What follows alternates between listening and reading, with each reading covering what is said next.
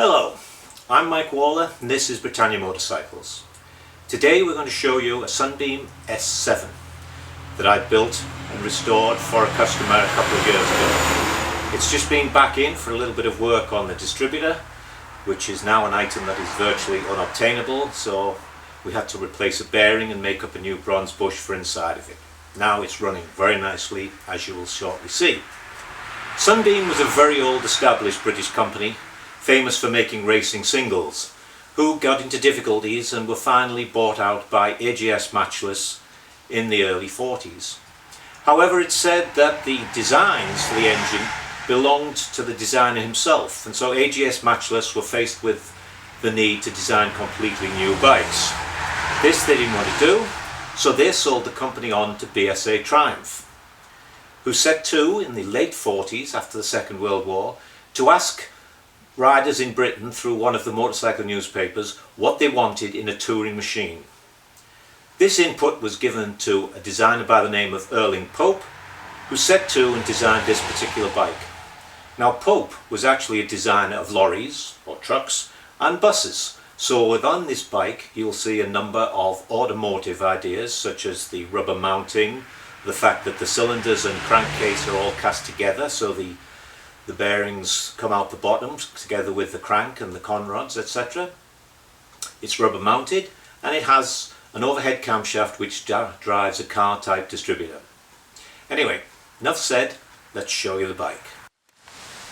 This is the first version of the S7 and has a number of features that were later discarded for the S7 Deluxe and the S8, and to be honest, in my mind, features that were well done without. It's a 500 twin, vertical 360 degree, but in this instance, unlike most of the British twins, the cylinders are fore and aft, so the crankshaft runs longitudinally along the bike. It's also shaft driven and completely rubber mounted, and was designed by a gentleman by the name of Erling Pope, who at the time was heavily into designing buses and trucks, or as I would say, lorries. So let's have a look at the S7. First thing we'll start with is the handlebar layout, which was known as the clean handlebar layout because all of the cables and wiring actually run down the centre of the handlebars and then exit just at the rear here. This is the horn button, and this is actually a twist grip on this side. Fore and aft gives you high beam and low beam.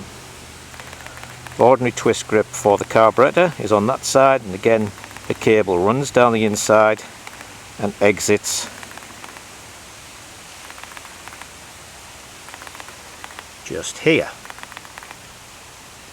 These handlebars actually are from a Harley Davidson. They were 1 inch, which was correct, and the bend was very nice. I had to make the 2 outlets and then do some fitting to get everything else on. The horn button was made by a friend of ours. It's actually an 8-ball, and inside you will find all manner of little brass connections and springs. Something of a nightmare. Usual friction steering damper,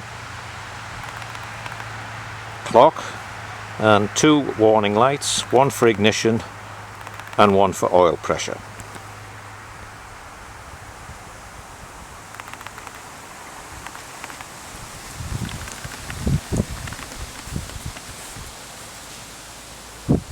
The engine, as I mentioned, is a 500cc vertical twin.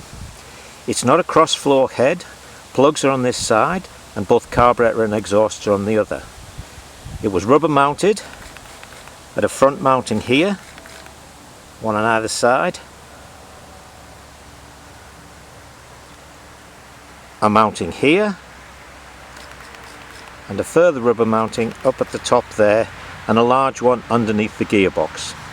You can see here the distributor, which runs off the end of the camshaft, the engine being an overhead camshaft driven by chain. The ignition coil here should actually be in the right hand toolbox, but this one wasn't, so we left it where it was. This is a separate toolbox, and here you'll see the rather complicated rear brake. There is the normal pedal,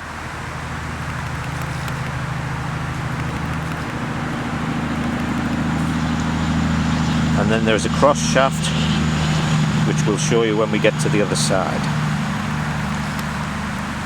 Prop stand, which you won't see on the normal frame, and here a centre stand with a ratchet. That's the little lever you can see there. It locks down, and when you want to let it up you press that and it releases it. Rear suspension is by the BSA type plunger. As mentioned, Sunbeam at this time was owned by BSA.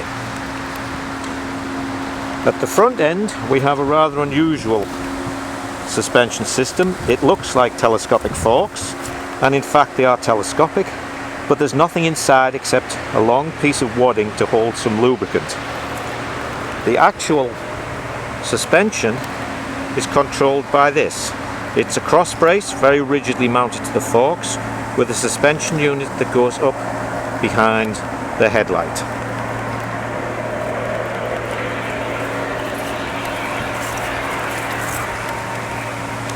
Front brake is totally enclosed. You can see the cable goes in there, and that is again a la motor car, an adjuster, fulcrum adjuster for the brake. This alloy cover was one of the things that was junked for later models. It held in a little bit too much heat and the carburetors would overheat, because as you see we're right close to the exhausts also. One unusual thing is the kickstart. Unlike BMW, for instance, who, having a longitudinal crankshaft, made the kickstart go in a side-to-side version, Sunbeam wanted your standard kickstart going back and forwards. So a large bronze quadrant is inside the gearbox.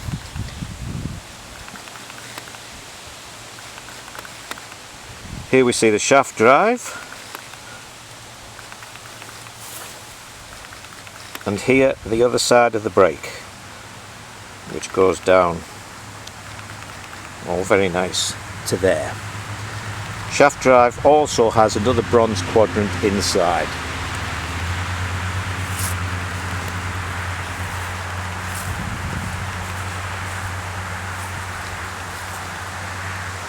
The later models did away with the handlebar layout that you see on this and went to a standard handlebar layout, and also went away from these 16-inch balloon type tyres to a standard chrome rim and ordinary tyre.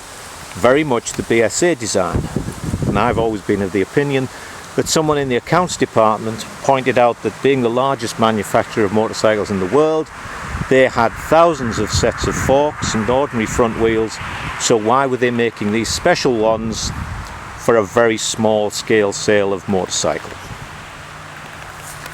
One thing about this bike, you see the way the handlebars are. Well, the previous owner had put the tank on incorrectly so that it was too high and the handlebars were in an awkward position. So his high-tech engineering solution was to beat two big dents in the tank, one on each side. That took quite a bit of filling. As you can see, we have a solo saddle, and this in itself is also very unusual, as it has underneath a cantilever system and then a tube which goes right up, a spring which goes right up the inside of the top tube, so that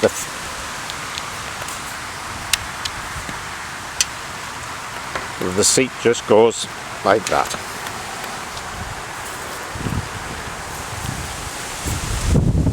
So there you have it, 1947 Sunbeam S7. And I guess what we should really do is start it up for you.